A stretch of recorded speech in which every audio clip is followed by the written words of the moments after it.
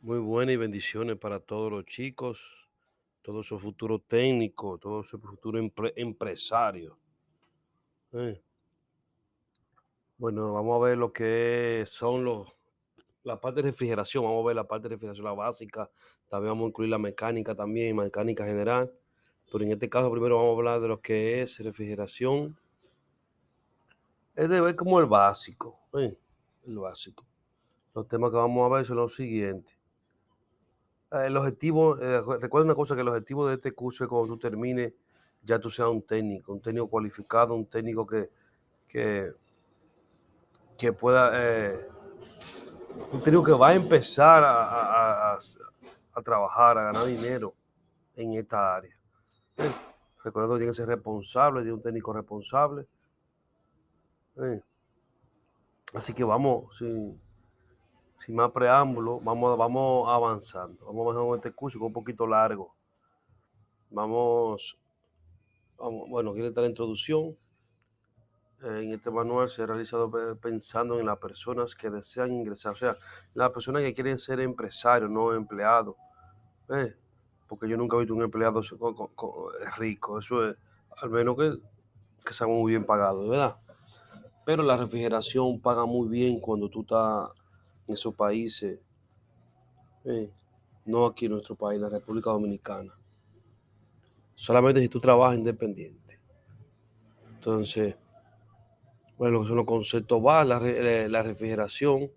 Vamos a ver lo que son conceptos básicos, vamos a ver lo que son la refrigeración. Recuerda que la refrigeración es que se puede definir como el proceso de bajar la temperatura a un cuerpo o espacio determinado, quitando la caloría de forma controlada. Recuerda que en pocas palabras la refrigeración se encarga de sacar el calor del lugar, sacar el calor del recinto o el espacio que tú quieres. Bien. El objetivo básico de la refrigeración es transferir parte del calor de un cuerpo a un espacio hacia un lugar donde ese calor no produzca ningún efecto negativo. De esta manera se logra establecer una temperatura deseada en ese cuerpo o el espacio. Vamos a ver lo que es la transmisión de calor. Aquí vamos a ver los tipos el calor, la transferencia de calor. Eh, Tenemos aquí lo que son el calor. El calor es una de las formas de energía que se produce por la vibración de las moléculas de los cuerpos. Recuerda que los cuerpos internamente se van moviendo a sus moléculas cuando son sometidos a cada calor. ¿Ves? O sea, tú tienes un metal, el metal dentro de él tiene lo que son moléculas, y esas moléculas, cuando tú lo sometes a trabajo, lo sometes mm, con calor, sus moléculas empiezan a vibrar.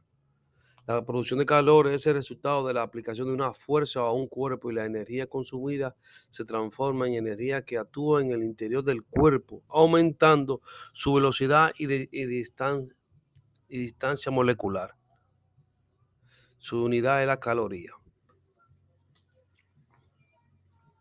Tenemos que el calor específico es la cantidad de calor necesaria para elevar la temperatura de una unidad de masa de una sustancia en un grado. En el sistema internacional de unidades, el calor específico se expresa en joule por kilogramo y Kelvin. En ocasiones también se expresa en calorías por gramo y grado centígrado. El calor específico del agua es una caloría por gramo y grado centígrado. Es decir, hay que suministrar una caloría a un gramo de agua para elevar su temperatura a un grado centígrado. Tuve que encontrar una tabla, ahí no la puse la tabla, para la próxima la agrego.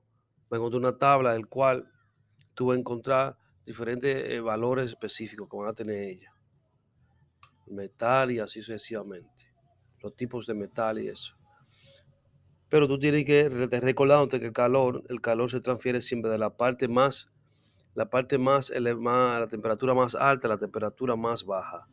O sea, de calor, el calor siempre que se transmite a lo más frío, no viceversa. Sí.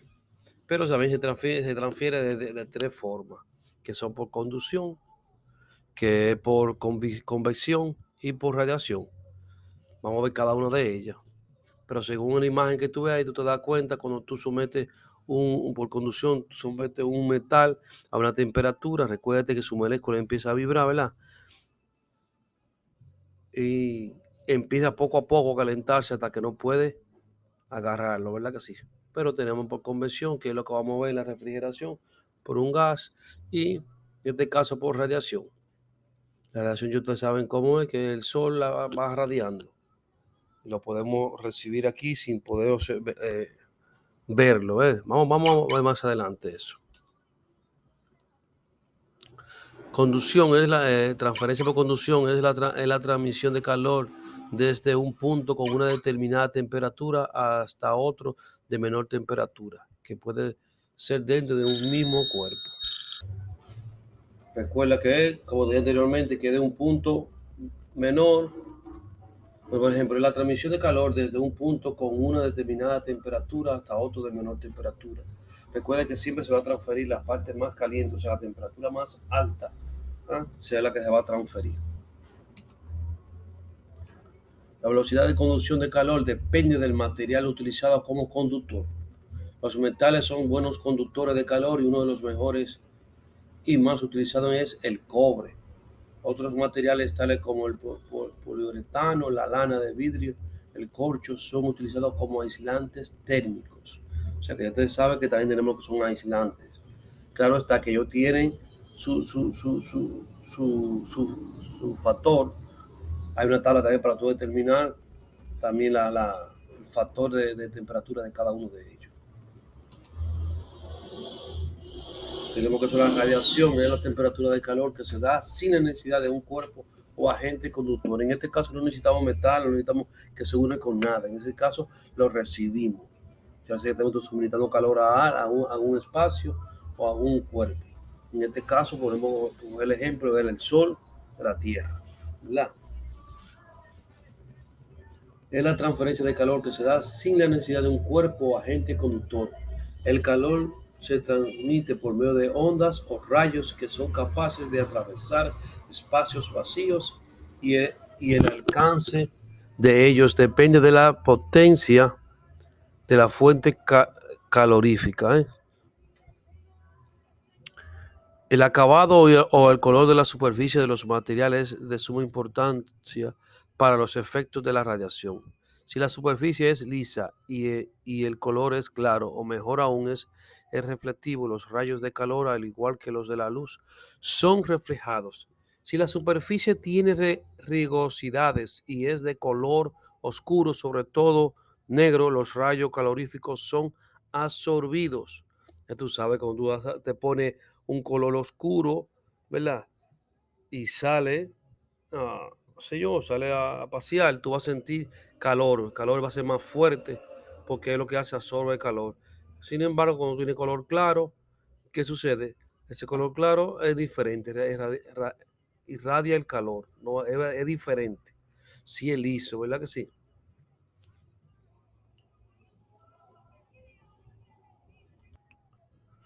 Aquí tenemos convección. La transferencia de calor por convección se da por la diferencia de densidad que sufren los gases y los líquidos. Cuando un gas o un líquido se calienta, pierde densidad, por lo tanto tiende a subir, y cuando un gas o líquido se enfría o pierde calor, sube su densidad o peso específico y tiende a bajar. Esto hace que se forme un ciclo permanente que sube el gas o líquido mientras esté cerca de una fuente de calor y bajar cuando se aleja de ella. Aquí vamos a ver, eso lo vamos a ver más adelante con los refrigerantes. Eh, en el momento que la fuente calorífica se suspende, se igualan sus temperaturas, sus densidades y desaparece el ciclo mencionado. Vamos a ver lo que es frío. Frío es simplemente la ausencia de calor parcial o total. La ausencia de calor produce frío, así como la ausencia de luz produce sombra. Por lo tanto, el frío no es energía, es ausencia de energía calorífica. El frío se produce cuando se quita el calor a un cuerpo o espacio. Ahí tenemos que son los aislamientos. Hasta el momento no existe un material aislante de calor perfecto. Los materiales que se utilizan para aislar el calor lo que hacen es reducir la velocidad de transferencia de calor de tal forma que el sistema de refrigeración saque el calor con mayor rapidez de lo que le toma a este entrarse nuevamente. Un aislante de calor ideal debe evitar la transferencia de calor en sus tres formas que son la conducción, la radiación y la convección. Si este material existiera, la refrigeración fuera mucho más fácil. En cuanto a aislamiento contra la convección, se utilizan materiales que tienen atrapadas celdas pequeñas de aire, evitando que la circulación del mismo, buscando en lo posible que se produzca el menor movimiento. Temperatura.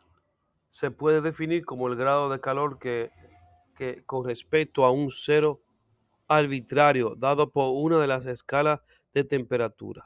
La temperatura sola no se muestra de, de calor, no muestra la cantidad de calor.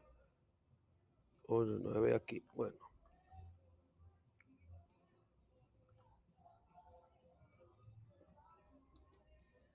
de acuerdo a los dos sistemas de medidas, el sistema métrico y el sistema inglés existen, a ver, existen dos escalas relativas y dos escalas absolutas o científicas. En el sistema métrico se utiliza la escala centígrada y en el sistema inglés se utiliza la escala Fahrenheit. Estas escalas se basan en los puntos de fusión del hielo y de ebullición del agua. En la escala centígrada, el punto de fusión del hielo es el grado cero y el punto de ebullición del agua es el grado 100, o sea, 100 grados Celsius. La temperatura por encima del punto de fusión del hielo son positivas y las inferiores a este punto son negativas. En la escala Fahrenheit, el punto de fusión del hielo se marca como 32 Fahrenheit y el de ebullición del agua como 212 Fahrenheit. A diferencia del Celsius, ¿verdad? Que si quieran 0 y 100. Por lo tanto, entre estos dos puntos hay 180 divisiones iguales. El único punto de coincidencia entre las dos escalas es el grado -40. Es lo único. Para convertir grados centígrados a grados Fahrenheit o viceversa, se parte de las divisiones que existen entre los dos puntos de fusión del hielo y de ebullición del agua. Sabemos que en la escala Fahrenheit existen 180 y en la escala centígrada 100. Por lo tanto, se puede deducir que cada grado en la escala, por ejemplo, tú tienes que convertir 40 grados Celsius a Fahrenheit. Tú tienes la fórmula, mírala ahí, 40 por 9 sobre 5 más 32 es igual a 32 más 32, 72 más 32 es igual a 140 grados Fahrenheit. Para convertir grados Fahrenheit a centígrados se resta -32.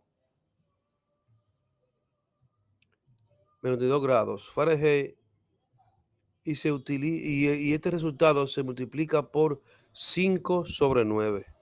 Vamos a ver el ejemplo. Convertir 180 a centígrados, 80 grados Fahrenheit a centígrados. Tenemos el 80, ¿verdad que sí?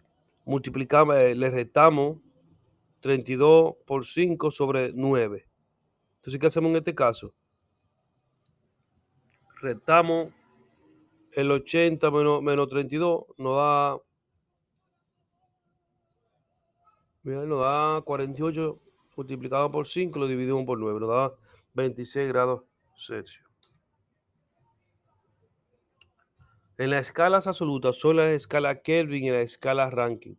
Se le denomina absoluta porque ellas parten del cero absoluto, donde se dice que hay ausencia total de calor, inmovilidad molecular y otra presión nula.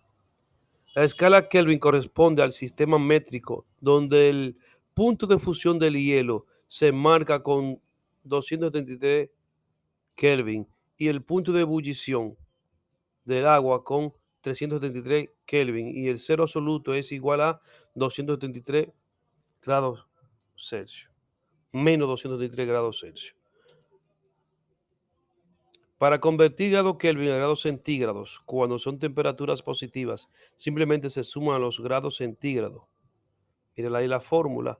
Y para la temperatura negativa se le resta el 233, los centígrados. La escala Rankine corresponde al sistema inglés, donde el punto de fusión del hielo es de 492 Rankine y el punto de ebullición del agua es de 632 Rankine. El cero absoluto es igual a menos 460 grados Fahrenheit. Para convertir grados Fahrenheit a Rankine cuando es superior a 0 grados Fahrenheit, se suma 450 a la lectura. Rankine es igual, mira ahí donde está, a Fahrenheit más 460. Cuando la temperatura es inferior a 0, se resta la temperatura. Míralo ahí. Esa es la fórmula que tenemos ahí. En la figura 1 se puede observar la comparación de las 4 escalas. De Kelvin, la centígrada, la Fahrenheit, la Rankine. Se indican los puntos de fusión del hielo, los puntos de ebullición del agua de cada una y el cero absoluto de las dos escalas científicas, como su equivalencia en las escalas relativas. Mira lo que estamos hablando, ¿verdad que sí? Mira, aquí tenemos la escala Kelvin. Si tú observas, mira la escala Kelvin, 373, ¿verdad que sí? Pero tenemos que en la centígrada son 100 grados Celsius, ¿verdad que sí? Pero en la Fahrenheit son 212, pero en la Rankine son 672. Eso es lo que estamos hablando, ¿verdad que sí? Es como que tú agarras los termómetros, en un termómetro con la escala Kelvin, y tú pones un agua a hervir, ¿verdad? Esa agua está hirviendo, llegó a 100 grados Celsius, tú vas a poner el termómetro de Kelvin y te llega a 373. Tú vas a poner el termómetro con la escala Fahrenheit, tú vas a tener 212. Mírala ahí, mírala el ejemplo que está ahí. Y si es Rankine, un termómetro con la escala Rankine, tú vas a encontrar 672. Por eso es que de ahí que sale la fórmula no se inventa, es de ahí que sale la fórmula. ¿Ves? Pero si tú la pones congela el agua, ¿verdad que sí? Que te llega a que te llegó el agua a cero, ¿verdad que sí? Donde va a empezar ya a congelarse. Entonces tú vas a mirar que la centígrada ahí, y vamos, y lo hacemos al contrario, ¿verdad que si ponemos primero la Kelvin son cero, ¿verdad que sí? Pero tú tienes que, para llegar a esa temperatura, un ejemplo, en Fahrenheit, en Kelvin, tú necesitas menos 273 grados centígrados. Sin embargo, tú solamente en la Fahrenheit necesitas 400, menos 460. Y entonces ahí viene la Rankine, que es el cero absoluto, ahí está, ahí llega. ¿Ves? Entonces, ¿qué significa? Que la Kelvin y la Rankine coinciden iguales. Ahí donde que yo coincide. Ahora bien, mira, lo que te quiero decir es lo siguiente. Si tú observas centígrados, que es la que usamos mayormente, y Fahrenheit, ¿verdad? Entre la centígrado y Fahrenheit, si miramos el punto de ebullición, son 100 y 212. Recuerden que entre ellos hay 180, entre la Fahrenheit y la centígrada hay 180 divisiones. Entonces, por ende, tú vas a tener que cuando llega a cero la centígrada, está la Fahrenheit a 32. Según la fórmula que vimos, ya ahí tú puedes observar. Eso va a analizar un poquito, tú lo puedes observar un poquito y te dice, es fácil, eso tú lo aprendes rápido. Pues tiene que ver que tú tienes un termómetro con una escala diferente, otro con otra escala diferente y así sucesivamente. Por eso que tú vas a ver que la escala que tienen en cada depende de cómo tú la vas a medir, ¿verdad? Y te da, dependiendo de la escala que tú necesitas o que tú estás midiendo. Vamos a ver la presión. Se puede definir como la fuerza ejercida uniformemente sobre una superficie. Por tanto, se calcula dividiendo la fuerza total aplicada sobre la superficie total en la cual actúa. Si tú puedes observar, tenemos que presión es igual a la fuerza. Mira de dónde está. Míralo ahí donde está. La fuerza. O no sé cómo buscar el puntero aquí, pero bien. Ahí tenemos la fuerza sobre el área, que fue lo que que miramos ahí. En el sistema métrico se expresa en kilogramos sobre centímetros, centímetro cuadrado, se abrevia kg sobre centímetro cuadrado, sobre cm2. Te recuerdo que ese 2 va arriba, ¿verdad? Y en el sistema inglés, libra sobre pulgada. Va a depender como tú estés midiendo, ¿verdad? No, continuamos. Ok, sí. Lo que son presión atmosférica es la presión que ejerce el aire en la atmósfera sobre la superficie terrestre. El aire es una mezcla de diferentes gases mezclados físicamente, más no químicamente. Un ejemplo de eso es cuando tú te estás bañando en la piscina, en el mar, ¿verdad que sí? Es más fácil bañarte en el mar, o sea, es más cómodo, en el sentido que va a flotar mejor por la presión del agua. Hay mucha agua, no es lo mismo que la piscina. ¿Qué significa eso? Que tú vas a sentir la presión atmosférica, ¿verdad? Que te está haciendo fuerza hacia abajo, pero también la presión del agua te está haciendo fuerza también. El aire o atmósfera rodea totalmente el globo terrestre, formando una capa de 320 kilómetros de altura. Por lo tanto, la presión de la atmósfera a nivel del mar es el peso de una columna de aire de 320 kilómetros de alto. Esta columna aire ejerce sobre la Tierra a nivel del mar una presión de 1.033 kilogramos por centímetro cuadrado. O sea, hay una constante, depende de cómo tú le vas a usar y que te va a dar eso. Eso lo vamos a ver más adelante. Y se mide normalmente por la altura de una columna de mercurio, introducida en un tubo angosto de vidrio de 1 metro de longitud y que alcanza una altura de 760 milímetros. Este instrumento se denomina barómetro y a esta medida se le llama una atmósfera. O sea, para medir la presión usamos el barómetro, ¿verdad? En la medida en que se asciende una montaña, por ejemplo, la presión atmosférica disminuye debido a que la columna de aire que ejerce la presión es mayor. Por ejemplo, si cogemos para Constanza, que es más alto, ya tú sabes que la presión ahí va a disminuir. Por ende, si tú estás hirviendo agua en Constanza, se hierve más fácil en Constanza, más rápido, con menos presión, ¿verdad que sí? O sea, en el sentido que no te va a llegar a 100 grados para poder hervir. Porque su presión, recuerda que si aumenta su presión, aumenta su temperatura. Eso lo vamos a ver más adelante. Presión manométrica. La presión manométrica es la que se obtiene o se mide mediante el empleo del manómetro, que es lo que vamos a usar en este curso, ¿verdad? Instrumento diseñado para medir las presiones. Cuando en este instrumento la aguja indica cero, quiere decir que se encuentra la presión atmosférica. O sea, cuando se encuentra cero, está presión atmosférica, está todo normal en ese momento, dice, ¿verdad? En refrigeración, los manómetros más utilizados son los de tubo de burdón, el cual es un tubo metálico aplanado, curvado y cerrado por un extremo. El tubo tiende a enderezarse al aumento proporcional de la presión en su interior, en tanto que con el vacío tiende a curvarse más. Es el ejemplo. Ah, Este movimiento es transmitido a una aguja indicadora sobre una carátula debidamente demarcada por libras de presión por pulgada cuadrada, PSI, o por kilogramos por centímetro cuadrado. Vamos ahora a lo que es la parte mecánica. Ya vimos lo que era el calor, lo que era la temperatura, ¿verdad? Que sí, vimos lo que era la refrigeración, vimos lo que era la presión. ¿Ve? Ahora vamos a ver lo que son los componentes mecánicos. En este caso,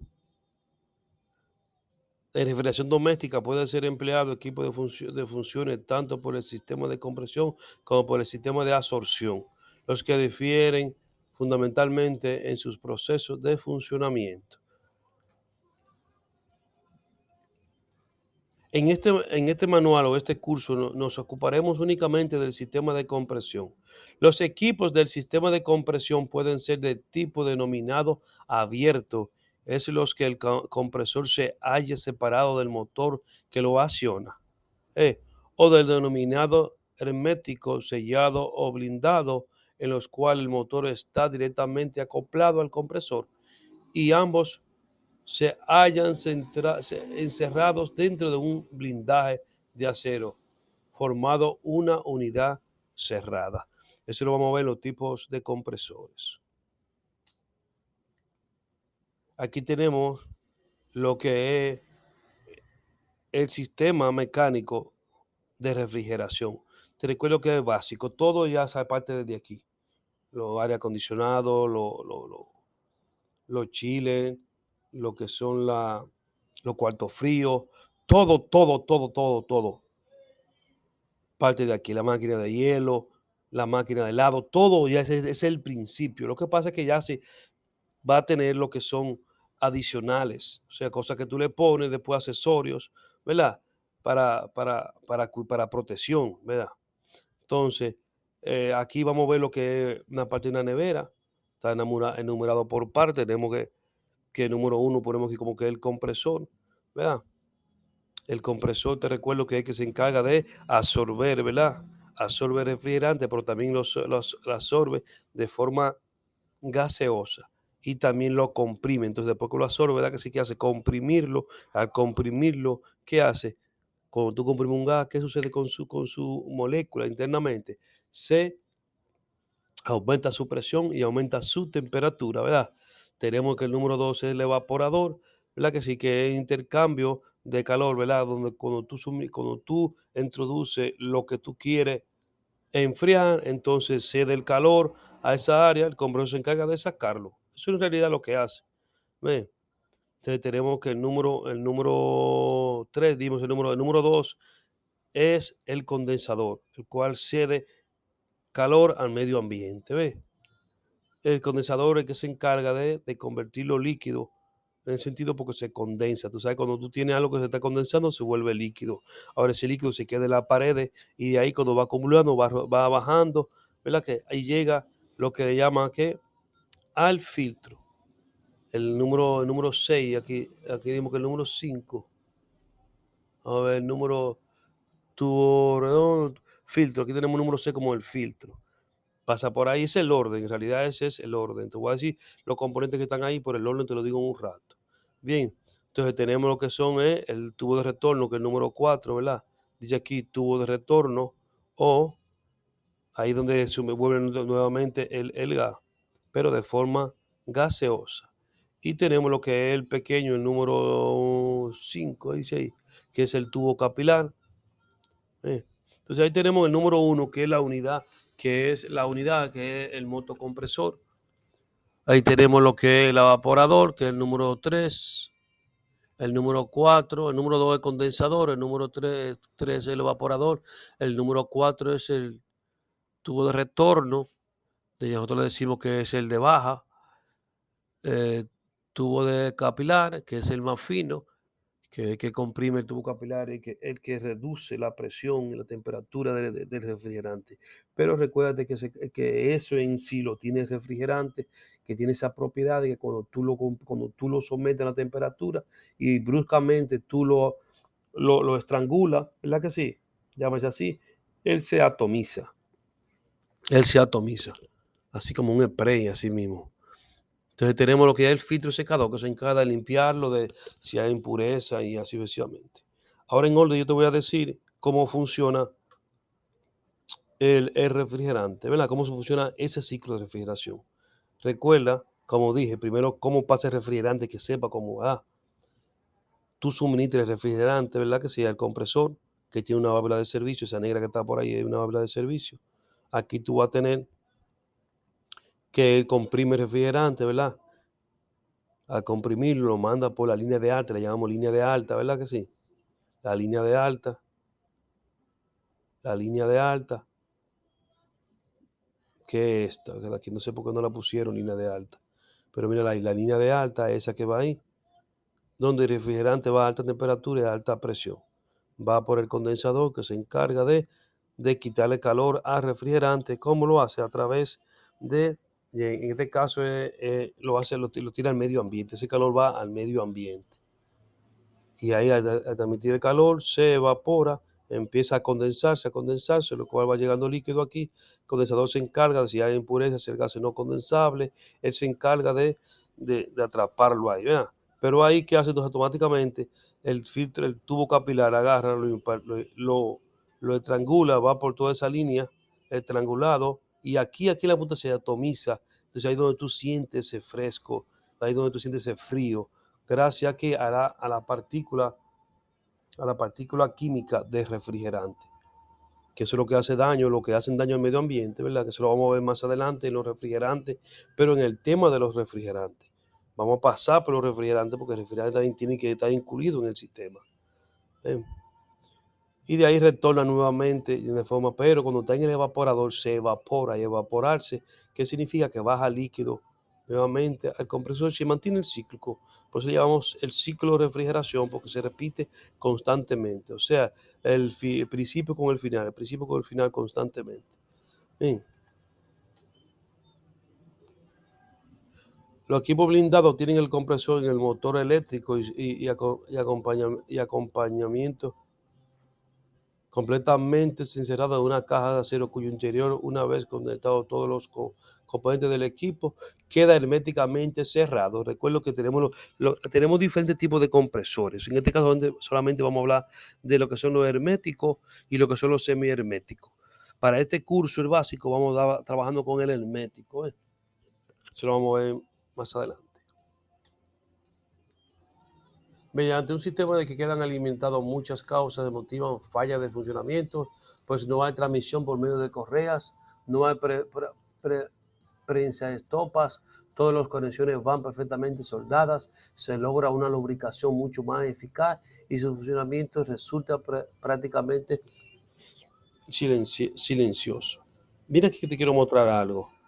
Recuerda una cosa, tú tienes que conocer el diagrama, tienes que conocer el ciclo básico de refrigeración, tú tienes que dominarlo, yo te aconsejo que lo domine.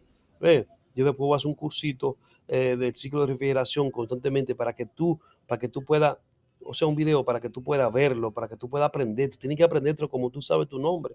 ¿Por qué razón tienes que aprenderlo? Porque tú te vas a dar cuenta de los problemas que tienes.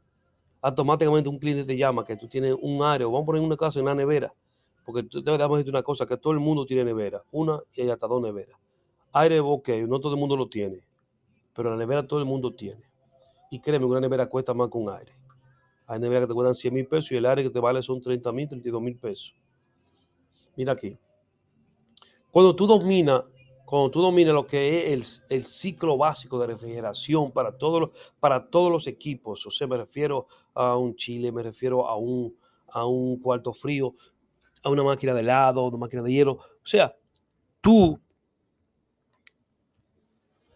al dominar, tú vas a ver los problemas que tiene, porque si te preguntan a ti, mira, tiene no me enciende, el equipo no me está enfriando. Desde que tú chequeas que el compresor funciona, ¿verdad? Y que o pone la válvula, le pone la válvula, o si no tiene válvula, en este caso tú te das cuenta con el amperímetro, pero mayormente es que el gas se le va. Hay una fuga, tú tienes que buscar esa fuga para saberlo. A veces dicen, no, mira que no me congela, pero no me enfría abajo. Ya tú sabes que cuando tú conozcas lo que son el comportamiento o la parte que influye en esa parte del condensador, del evaporador, y ya la parte eléctrica, entonces tú te das cuenta, tú vas a decir, bueno, mira, el problema puede ser esto, esto y aquello. Entonces lo vamos a ver más adelante. Si un cliente llama que la nevera está congelando pero no está enfriando, entonces tú sabes que hay uno de los tres problemas. El termodisco, la que sí, o la resistencia, o el timer. Pero déjame decirte que mayormente lo que más se daña es el termodisco. Y tú tienes que cobrarle al cliente por eso. Tú le cobras al cliente por eso. Porque tiene un problema. Quizás es fácil, sencillo, porque hay que quitarle ponerlo, pero eso es tu conocimiento. Entonces, cuando tú dominas eso, usted va de robo, usted va directamente al problema. Mano, tú dices, yo te cobro tanto y ya. Claro está, que bueno ir cobrarle el chequeo. Claro, si el chequeo te lo pagan, pero si la persona va a hacer el trabajo, yo no le cobro el chequeo. Tú no debes cobrarle el chequeo tampoco. Eh, no aquí.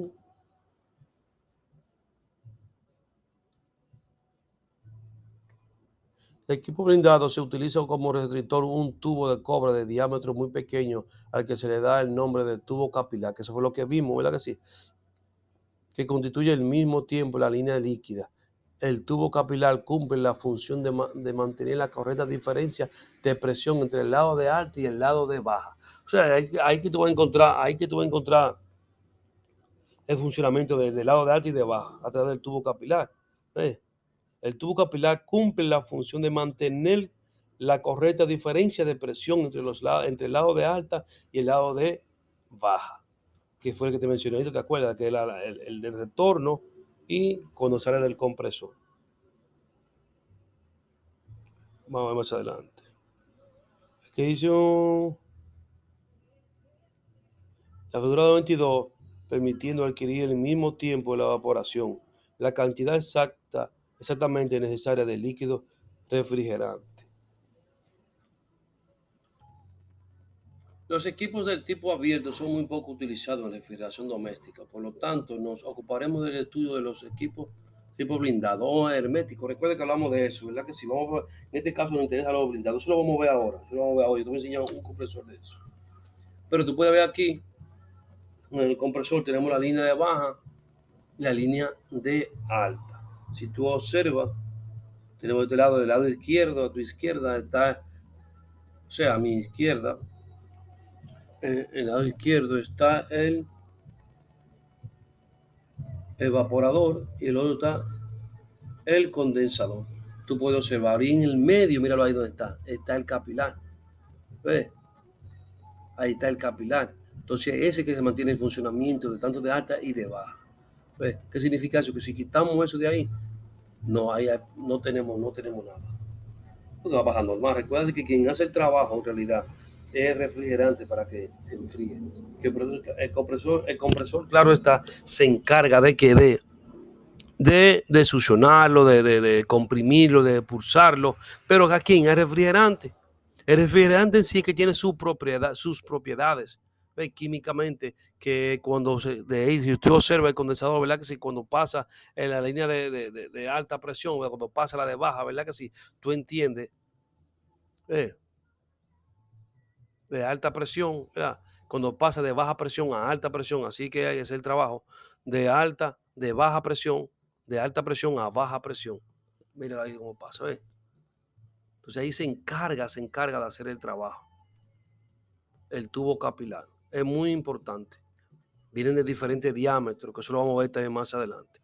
Aquí tenemos el compresor. Cuando hablaba el blindado es o de aldilla o hermético. Ese que vamos a ver aquí. Mira, el compresor por lo general es el tipo de alternativo, forma una sola unidad con el motor eléctrico encerrado en una misma envoltura, como se muestra en esta figura. Si tú observas, dentro de ese compresor está el motor y toda la parte se forma por dos partes, por la parte mecánica y por la parte eléctrica. En la parte eléctrica tenemos un pequeño motor ahí. Si tú conoces de mecánica, tiene un motor que tiene el motor que tiene un cilindro, que tiene una tapa de válvula. En este caso le llaman flapper, pero son válvulas. Y tiene lo mismo. Vamos a ver más adelante eso ahí. Pero también tenemos lo que es la parte eléctrica, que está formada por un rotor, por un estator. O sea, la bobina, tenemos la bobina y tenemos la parte fija y la parte móvil. Eso lo vamos a ver más adelante, esa parte. El movimiento de rotación del motor se transmite al compresor en forma directa, razón por la cual se denomina de acoplamiento directo, pues quedan eliminados los órganos de transmisión, tales como poleas y correas, o acople también, que resultan inevitables en los equipos de estos tipos de equipos. Mira una cosa. A diferencia, bueno, este tipo tiene todo dentro, ¿verdad? Que sí, también el aceite va dentro de eso. Pero la gente no se mezcla con el refrigerante, ¿ves? Y no se mezcla, y trabaja. Él pasa por ahí, ok, pero eso se mezcla. No se mezcla. ¿Ves? El aceite que lleva es un aceite especial también que vamos a ver más adelante. Ya eso es un curso aparte. Cuando te hablo prácticamente del compresor, es un curso aparte, lo que es eh, el aceite es un curso aparte, el refrigerante es un curso aparte, todo eso es un curso aparte. Bueno, digo que el movimiento de rotación del motor se transmite, o sea, Te recuerdo que mantiene el compresor encendido, ¿verdad? Que si el mismo compresor, la parte eléctrica conectada a la fuente, ¿verdad? O en este caso a la toma de la casa, ¿verdad? Conectado ahí, mantiene encendido el compresor. A diferencia de esos ciclos Otto, motores o vehículos, ¿verdad? Mantiene que por el combustible, que mantiene encendido por el combustible cuando tiene la explosión en la cámara de combustión. Se elimina la necesidad de preencestado, eso fue lo mismo anteriormente, eso se repitió parece. Aquí tenemos la forma, míralo ahí. Aquí está, si tú puedes observar la parte, cada parte de compresor, eh, pero también yo te puedo, vamos a ver más adelante también, los subcomponentes, por ejemplo, yo mira este, vamos a ver así, mira, vamos a hablar de esta forma, pues tenemos aquí el número, inducido, inductor, carcasa, tubo de descarga, pues podemos ubicar el 1, mira dónde está, inducido, el 2, que es el inductor, y así sucesivamente. Puede ver tubo de descarga, tubo de succión, porque lo tiene, descarga y succión, tú tienes que observar, ¿verdad? Recuerda que el de succión, ¿verdad? Que sí, es donde llega el refrigerante de forma de vapor, ¿verdad?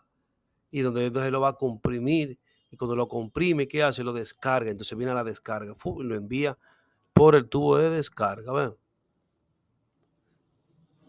Pitón o émbolo, tú sabes que en el pitón que sucede, el pitón es esta parte que está aquí, esa parte que está aquí, que es donde el refrigerante cae ahí en forma de vapor y después lo transmite de forma de vapor también. Te recuerda que donde se vuelve líquido es donde en el condensador, ¿verdad que sí? Tenemos la biela que se encarga de expulsar, mira dónde está. Tenemos lo que es la excéntrica, bueno, él lo dice, la excéntrica y resortes de sujeción. Recuerdo que esos tipos de compresores están montados en resortes, para absorber la vibración. Bueno, aquí tenemos más la parte del compresor mejor. Tú puedes observar la tubería de succión, la carcasa del compresor y así sucesivamente. Eso hay gente que lo reparan, pero no vale la pena porque el precio es muy mínimo, ¿entiendes? El trabajo es más que lo que tú vas a hacer, entonces no es recomendable. También tenemos lo que son, bueno, míralo ahí. Aquí tenemos una forma más cómoda, míralo ahí. Aquí tenemos una forma más cómoda todavía. Lo que es esto que está aquí pequeñita, es lo que se ve como si fuera el pitón, pero no es el pitón. Eso se mantiene moviendo para allí y para acá. El pitón está aquí adentro. Y ahí adentro, ahí en esa parte, en esa cámara que hay ahí, es que se hace la magia, como quien dice. A través de válvulas o parecido a flapper, que en realidad es válvula, el nombre de eso que tiene, no flapper, ¿ves? Se encarga de hacer eso. Pero ahí que sucede la magia de eso. Yo después voy a hacer un video con el compresor, ¿verdad? Un video real, viendo cada parte del compresor, que es más cómodo así. Yo lo subiré después para ustedes.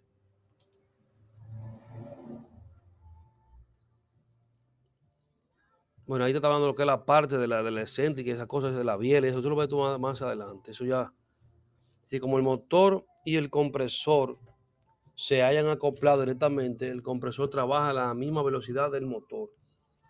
O sea, 1420 RPM, o sea, revolución por minuto, que es una velocidad elevada, por lo tanto, el diámetro como el recorrido del émbolo se hace relativamente pequeño.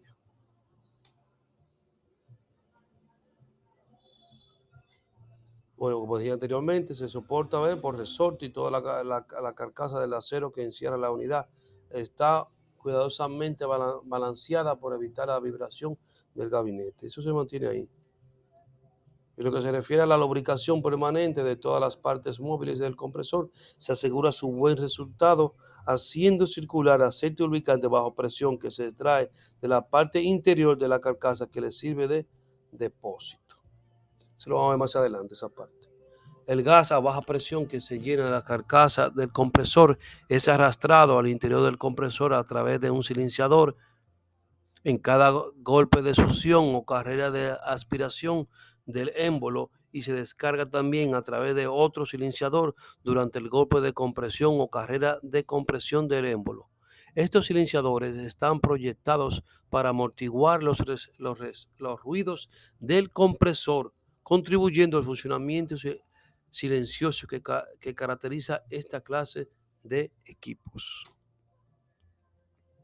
El condensador. Aquí tenemos, señor, lo que es el condensador. Recuerda que estamos hablando de la parte, ¿verdad? Que se compone en una nevera o el ciclo básico de refrigeración. Hablamos, ¿verdad? Que sí, que va el compresor. Pues allá bajamos por el compresor, hablamos del compresor. Hablamos que el compresor está formado, ¿verdad? Que sí, por dos partes. Se compone en dos partes. ¿Verdad? Que, sí, que a su vez que cada parte de ella se compone en otras pequeñas partes, ¿verdad? Tenemos lo que es el motocompresor o el motor, que es la parte mecánica, y la parte eléctrica, que es la que mantiene funciona el compresor. Recuerda que ellos están herméticamente, ¿verdad que sí? Cerrados, aparte están acoplados entre ellos mismos, o sea, el mismo eje que va girando, es el mismo eje que se encarga de mover la biela, de mover en ese caso el pitón para que el pitón comprima y así sucesivamente. ¿Ves? Tenemos lo que es la parte eléctrica, está formada por el tractor y el rotor. Es un motor normal, un motor eléctrico. ¿Ves? Tienen lo mismo, pero se acoplan. O sea, la parte eléctrica está acoplada, el eje o el estator está acoplada directamente lo que es al cigüeñal. ¿Ves? Entonces ahí la biela, ¿verdad que sí? Y lo que es entonces el pistón. Claro está que el pistón tiene lo que son anillas o anillos, como dicen muchas personas. Eso evita que se haga la compresión. Y también recuerda que tiene que haber un movimiento, tiene que haber una holgura de espacio entre el pistón y el cilindro o la cámara, ¿verdad que sí? Para que cuando se caliente, no se pueda pegar, ¿verdad? Entonces, hay un espacio y ese espacio lo cierra, ¿qué? Las anillas. Entonces, de ahí pasamos, recuerda que hay compresor, después que el refrigerante que es comprimido, pasa ¿a dónde? Pasa después que sale a alta presión, a la temperatura del compresor, pasa ¿a dónde? Al condensador. Eso fue lo que vimos, ¿verdad? Tenemos ahora el segundo componente, ¿verdad? Que es el condensador. Vamos a hablar de él ahora. El condensador utilizado en refrigeración doméstica es el tipo de placas y está colocado en la parte posterior del gabinete, enfriándose el vapor refrigerante por la circulación natural del aire entre las placas, de cuales tienen ondulaciones que forman canales o tubos, como se muestra en la figura que vamos a ver más adelante. ¿Ves? Entonces, recuerdo que hay diferentes tipos de condensadores, ¿verdad? Que si en este caso vamos a hablar de ¿verdad? El de placa. La función del condensador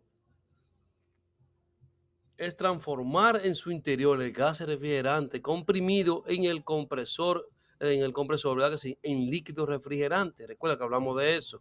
En el interior del condensador, el gas refrigerante pierde calor que absorbió durante el proceso de su evaporación desde el espacio a enfriar, así como también hace entrega del calor absorbido durante su circulación a través de la línea de retorno al compresor y el calor absorbido durante el fenómeno de compresión en el interior del compresor. Ah, debido a esta entrega o pérdida de calor y a la elevada presión a que se le somete, el gas se condensa y constituye una fuente de agente refrigerante en estado líquido en condiciones de ser entregado re- repetidamente en el interior de un equipo de refrigeración, produciendo en consecuencia el efecto de enfriamiento buscado. ¿Se acuerdan de la imagen que vimos? Mira dónde está. Bueno, vemos ahora. Mira ahí la imagen. Vamos a ir aquí. Debido a esta entrega o pérdida de calor y o la elevada presión que se le somete, el gas se condensa y constituye una fuente de agente refrigerante en estado líquido en condiciones de ser entregado repetidamente en el interior del equipo de refrigeración. Eso se repitió esa parte, parece. Aquí tenemos la figura que vimos anteriormente. Tenemos lo que tubo de serpentín y aleta de disipación. Ven, ahí está. Porque tiene la aleta. es para disipar el calor durante, ¿verdad? Durante el proceso que va circulando el refrigerante en el condensador. Eso le ayuda, ¿verdad? A que pueda disipar más rápido, porque así entonces se enfría o le quita el calor que necesita, que debe quitarle, mejor dicho. El agente refrigerante en estado gaseoso y a temperatura superior a la del ambiente llega al condensador desde la descarga del compresor, que fue lo que vimos, lo que hemos estado hablando, ¿verdad? Al producirse el contacto del gas refrigerante con las paredes del condensador, que se halla en una temperatura muy inferior a la del gas, comienza esta a perder calor, que pasa al ambiente provocándose la condensación del gas. En realidad, el fenómeno o proceso de condensación no se realice en forma uniforme a todo lo largo del condensador, ni finalice exactamente a la salida de este. Durante el proceso, tal como se ve en la figura, existe vapor caliente a alta presión a una parte del condensador y líquido caliente a alta presión en la otra. Eh, Tú tienes que va ya a la mitad, ¿verdad que sí? Ya va cambiando, va poniendo vapor caliente, ¿verdad que sí? Vapor líquido caliente, el vapor caliente, ¿verdad? O líquido en este caso, porque llega vapor, recuerda, llega vapor aquí, estoy viendo líquido, ¿verdad que sí? Si de vapor caliente a alta presión, una parte del condensador y líquido caliente, o sea, están los dos ahí. Por eso es que okay, decimos como que baja su temperatura, su presión, ¿verdad? Pero mira que lo que se condensa, ¿verdad? Se condensa. Mira aquí. El agente refrigerante en estado gaseoso y a temperaturas superiores a la del ambiente llega al condensador desde la descarga del compresor a producirse el contacto del gas refrigerante con las paredes del condensador, que fue lo que vimos anteriormente, que se halla a una temperatura muy inferior a la del gas. Comienza a perder calor que pasa en el ambiente provocándose la condensación del gas. En realidad, el fenómeno o proceso de condensación no se realiza en forma uniforme a todo lo largo del condensador, sino finaliza exactamente a la salida de este, que fue lo que vimos anteriormente, se repitió. Los condensadores en su parte exterior pueden ser enfriados por aire o por agua. En este caso de nosotros enfriados, ¿por qué? Ustedes lo saben que por aire, por el medio ambiente, ¿verdad? Alguna nevera van a tener un ventilador, lo cual les va a ayudar también a hacer ese proceso. O sea, que se enfríe más rápido. En refrigeración doméstica, los condensadores son enfriados por aire y esto a su vez también se dividen en dos grupos que son del tipo de circulación forzada y del tipo de circulación natural. ¿Verdad? Cuando se emplea un tipo de condensador enfriado por circulación forzada, la circulación del ambiente se obtiene mediante la acción de un ventilador, el que establece una corriente de aire sobre la superficie del condensador. Y el que vimos anteriormente es el normal, ¿verdad? Natural. Aquí vamos a hablar del evaporador, ya salimos ahí, no sé por qué me llevó allá. Entonces vamos a hablar del evaporador. Mira aquí, que son los evaporadores, en este caso perdí ahí. El evaporador es el dispositivo donde se evaporan. Pues bien, chicos, ahí tenemos lo que es. Wow, le pido excusa. Evaporadores o evaporador. Nosotros vamos a ver este que está aquí y este que está aquí. Este ya después vamos a ver. Entonces tenemos que el condensador, evaporador, el dispositivo donde se vaporiza por completo el fluido refrigerante del gas que llega al mismo. Al absorber el calor,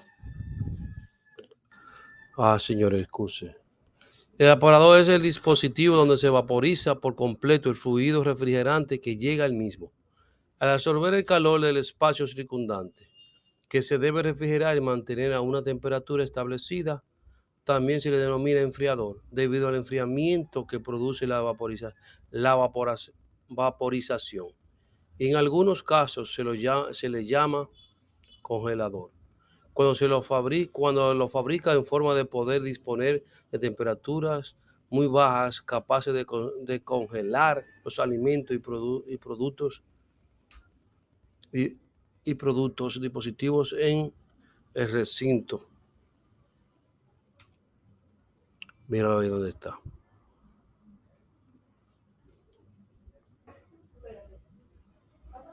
En refrigeración doméstica y comercial se emplean por lo general dos tipos de evaporadores, los evaporadores inundados y los secos. Yo puse los inundados y los secos, eso es lo que vamos a ver más adelante, ¿verdad?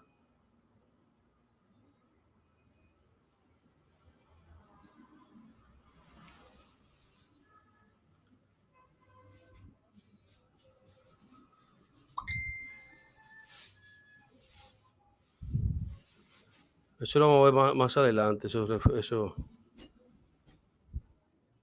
La denominación de inundado se da a que este tipo de evaporador se debe a la presencia de refrigerante líquido que inunda la tubería del evaporador.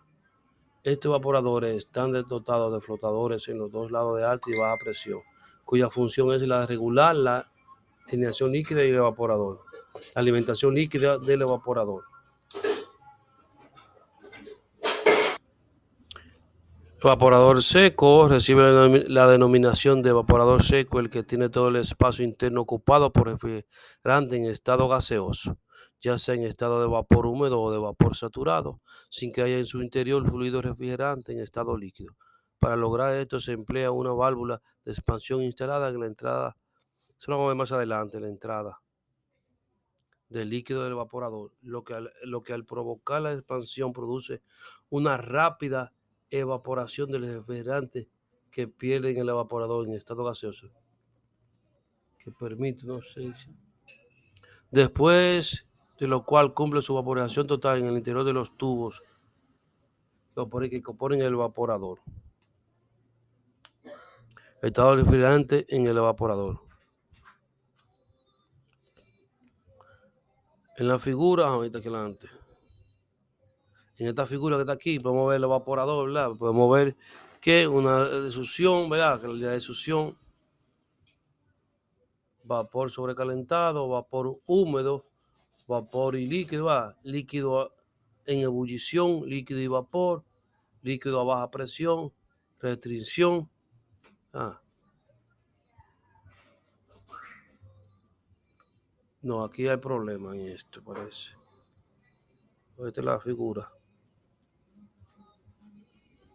2.8, ok. Esta figura demuestra los dispositivos, los distintos estados en el que el refrigerante puede encontrarse en el interior del evaporador, lo que depende de la estructura del mismo, así como también de la forma en que él es operado y del aspa ocupado por el refrigerante. Pero el factor de mayor importancia es en el sistema de control que se adopta para el refrigerante. Es decir, si hace media válvula a flotador y otro tipo como un restrictor o tubo capilar.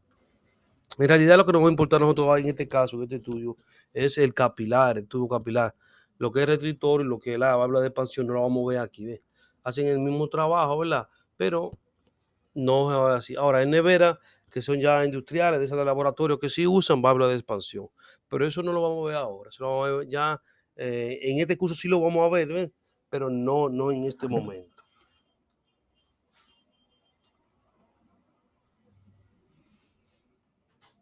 Vamos.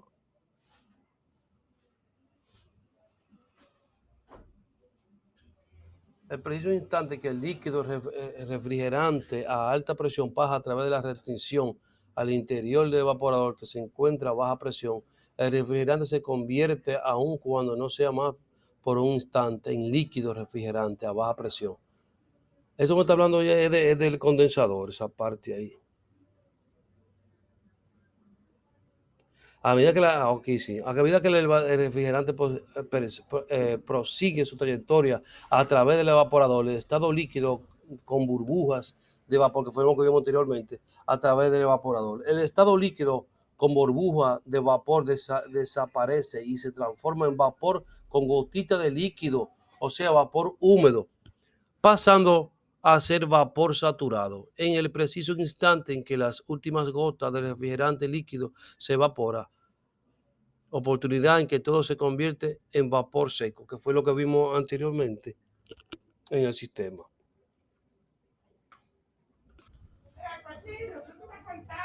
Cuando se evapora el líquido, se producen burbujas de vapor y las mismas se hacen presentes en la masa de este, siendo en este instante que se dice que el líquido refrigerante entra en ebullición. A medida que el refrigerante prosigue su trayectoria a través del evaporador, el estado líquido con burbuja de vapor desaparece. Eso lo vimos. Restrictores, aquí podemos ver lo que son restrictores, que en realidad no son restrictores del medio, ¿verdad? Sino tenemos que el primero es capilar, el restrictor del centro, y el otro es válvula de expansión. Pero en este caso lo que vamos a ver simplemente es el tipo más simple de válvula de control de agua con el objeto de controlar la entrada de líquido refrigerante al interior del evaporador. Lo constituye el estrangulador o restrictor. Este dispositivo no es otra cosa que un orificio de restricción cuyo diámetro es mucho más pequeño que el de la tubería o conductor que posee el evaporador. Ahí que sucede la magia, señores. El restrictor permite la entrada del líquido refrigerante al exterior del evaporador en cantidad proporcional a la diferencia de presión existente entre la presión de succión y la de compresión. O en otras palabras, el líquido agente refrigerante en estado líquido es obligado a pasar a través del restrictor en la cantidad exigida por la diferencia de presión que existe entre el condensador y el evaporador. O sea, cuando habla de restrictor hablamos del tubo capilar. La presión que por acción del compresor se manifiesta en el condensador force el agente refrigerante a pasar a través de un filtro por la línea líquida y de esta al restrictor, desde donde el refrigerante en estado líquido pasa al evaporador a baja presión, evaporándose casi instantáneamente y absorbiendo el calor circundante. La necesidad del filtro en la línea líquida es el hecho de que debido a la pequeñez de orificio del restrictor, cualquier partícula de material extraña arrastrada por el refrigerante podría obstruir el restrictor, provocando la falla del sistema. ¿Ve? Por eso que tiene el filtro, ¿ve? Para evitar que cualquier arrastre que haya por ahí lo pueda atrapar, que no llegue al restrictor o al tubo capilar, que es lo que vamos a ver ahora. Prácticamente lo que vimos, eso es lo que va a ser el trabajo, el capilar. El tubo capilar es prácticamente un restrictor, no es lo que estamos hablando. Pero en lugar de ser un orificio, es propiamente un tubo restrictor, pues este está constituido por un simple tubo de diámetro interno muy pequeño, de aproximadamente 1 milímetro, cuyo largo puede variar entre 1 y 6 metros. A diferencia del restrictor, que está ahí mismo todo, ¿verdad que sí? El tubo, pero va a ser lo mismo. El tubo capilar va más largo y va de hasta 1 metro. Al igual que el restrictor, el tubo capilar es un dispositivo de control que no posee piezas móviles y su aplicación se ha generalizado tanto que se lo emplea muy especialmente en la fabricación de unidades selladas, como también unidades abiertas de tubo familiar y equipos comerciales de pequeña potencia. Vamos a ver lo que ahora el filtro secador.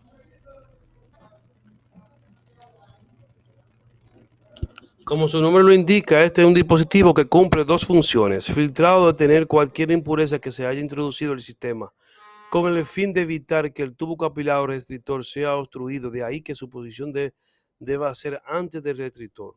Para cumplir esta función, el filtro está provisto de una malla a la entrada en forma cilíndrica y otra malla a la salida en forma circular, como se puede observar en la figura que vamos a ver más adelante, en esta figura. A ver, mírala ahí. En realidad, ese no es el filtro, pero esa es la función que más o menos que hace. Déjame volver otra vez nuevamente aquí.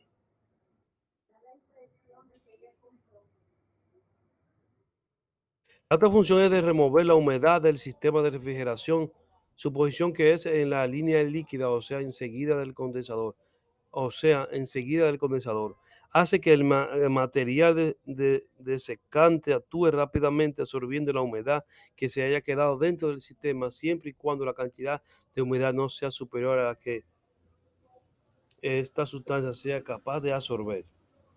Por esa razón, tú tienes que cambiar el refrigerante. Cada vez que tú te tapas el sistema, por alguna razón, por cualquier razón que sea que tú lo hagas, debe cambiar el filtro. El filtro se cambia cambia el filtro, es muy barato el filtro. La sustancia más utilizada para la remoción de humedad en un sistema de refrigeración doméstica es la silica gel, material que generalmente se encuentra en forma granulada. Este material cumple con las propiedades requeridas para un buen desecante, que son reducir el contenido de humedad del refrigerante, actuar rápidamente para reducir la humedad en un paso de refrigerante a través de la unidad de secado, soportar aumentos de temperatura hasta 70 grados Celsius sin que se altere su eficiencia. O sea, hace un buen trabajo el silicato, ¿verdad que sí? Ser inerte químicamente al aceite, permanecer insoluble, no debe disolver con ningún líquido, permanecer en su condición sólida original, permitir el flujo uniforme del refrigerante a través de los gránulos, bolitas o bloques con una baja restricción o caída de presión del refrigerante. Ahí está. Ahora vamos con los refrigerantes.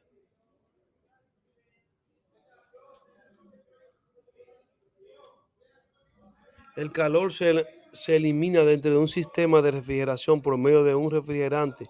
Para el hombres son conocidos muchos refrigerantes. De hecho, cualquier líquido que hierva a una temperatura en alguna parte cercana al punto de congelación del agua puede enfriar y preservar los alimentos. Sin embargo, un punto de ebullición por debajo del que forma el hielo no es por sí mismo único aspecto que origina un buen refrigerante.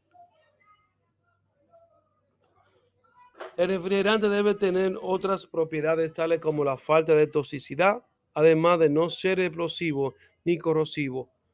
Con un refrigerante que posee estas y otras características, el diseñador técnico puede proyectar y proporcionar servicio a un refrigerador en la que la mayor parte de las piezas estén selladas en contra de la humedad y suciedad, que además encuentra protegida en la corrosión.